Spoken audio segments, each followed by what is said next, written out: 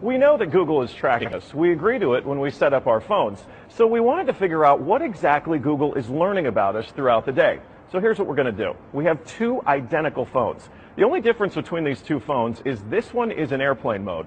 Both of the phones lack a SIM card, and they haven't been set up to access any Wi-Fi networks. So for all intents and purposes, these phones have no connection to a data network. We're going to keep them with us throughout the day. And while I travel around DC, we're going to figure out just what Google is finding out about me. Our first stop, Sim's convenience store, just outside our Fox bureau, for a quick coffee. From there, we took a walk to the Capitol and took a quick walk around the Senate office buildings, and then decided to hop in a car and head around town. Hello. We're going to the Children's Hospital, please.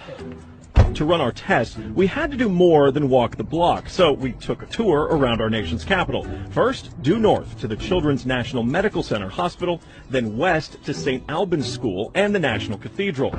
Our tour around town was a 14-mile journey that lasted more than an hour. The entire time, the phones had no access to the internet. Oh my goodness. Not a Wi-Fi connection and not any cellular data service. It almost seemed quaint to assume that Google wouldn't even be able to collect data on me. Let's head back to the bureau, my friend. Oh, that church is beautiful. Google's business model is simple. Collect data on its users and then use that data to sell targeted ads. It's a business model called surveillance capitalism. But does that critical data collection work even when your phones aren't connected? So we're back here at our Fox Bureau in DC, and we've got both of our phones exactly how we left with them. The only difference, really, I snapped a couple of bad selfies at the National Cathedral.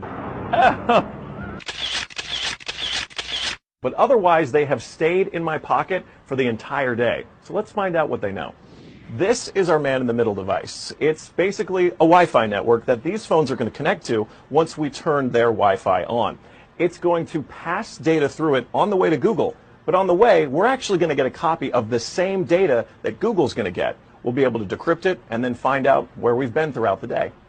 Within minutes, the